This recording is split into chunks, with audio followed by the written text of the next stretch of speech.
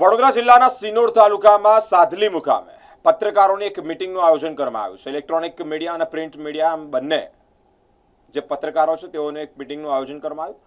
સાથે જ વિશેષ ચર્ચાઓ પણ કરાઈ છે। સિનોર તાલુકામાં વિવિધ સ્થળોએ યોજાતા જાહેર કાર્યક્રમોના મીડિયા કવરેજ માટે પહોંચતા પત્રકારોને ઘણી વખત બેસવાની તેમજ પીવાના પાણી જેવી મૂળભૂત સમસ્યાઓ સર્જાતી હોય છે। સુવિધાઓ પણ ઉપલબ્ધ ન હોવાને કારણે ભારે હાલાકીનો સામનો કરવો પડી રહ્યો છે। આ મુદ્દાઓને ધ્યાનમાં રાખીને ગુજરાત પત્રકાર એકતા પરિષદના સિનોર તાલુકાના પ્રમુખ લવકેશ ઠાકોરની અધ્યક્ષતામાં સાદલી એપીએમસી ખાતે આવેલા મીડિયા ઓફિસમાં એક બેઠકનું આયોજન કરવામાં આવ્યું છે। બેઠક દરમિયાન જાહેર કાર્યક્રમોમાં પત્રકારો માટે યોગ્ય વ્યવસ્થા ઉપલબ્ધ કરવા અંગે ચર્ચા વિચારણા કરવામાં આવી છે। સાથે જ સર્વાનુમતે નક્કી પણ કરવામાં આવ્યું છે કે આયોજકો દ્વારા પત્રકારો માટે પૂરતી સુવિધા તેમજ કાર્યક્રમ અંગે સત્તાવાર આમંત્રણ આપવામાં આવશે તો જ મીડિયા કવરેજ માટે જવાનું રહેશે। આ ઉપરાંત ગુજરાત પત્રકાર એકતા પરિષદ દ્વારા આપવામાં આવેલા બેગનું પત્રકારોને વિતરણ પણ કરવામાં આવ્યું છે। આ બેઠક પૂર્ણ થયા બાદ તમામ પત્રકારો પ્રીતિ ભોજન કરી એકતા અને સહકારનો સંદેશ પણ આપ્યો છે। આ બેઠકમાં સિનોર તાલુકાના પ્રિન્ટ અને ઇલેક્ટ્રોનિક મીડિયાના પત્રકારો ઉપસ્થિત રહ્યા છે।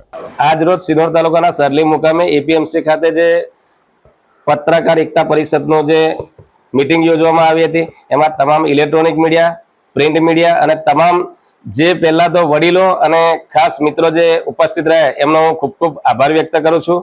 સાથે સાથે મારે એક ખાસ જણાવવાનું છે કે સિનોર તાલુકાની અંદર કોઈ પણ પ્રોગ્રામ હોય છે, સરકારી પ્રોગ્રામ હોય, રાજકીય પ્રોગ્રામ હોય તો મીડિયાની પૂરતી વ્યવસ્થા કરવામાં આવતી નથી અને એને અગવડતા ઊભી થાય છે। તો જેને લઈને મારે એક તમામ આપણા પત્રકારોને એક વિનંતી છે કે આપણી જ્યાં વ્યવસ્થા કરવામાં આવે ત્યાં જ કવરેજ કરવાનું થાય છે અને જો આપણી વ્યવસ્થા કરવામાં નથી આવતી તો આપણે કોઈ પણ પ્રકારનું કવરેજ કરવાનું થતું નથી।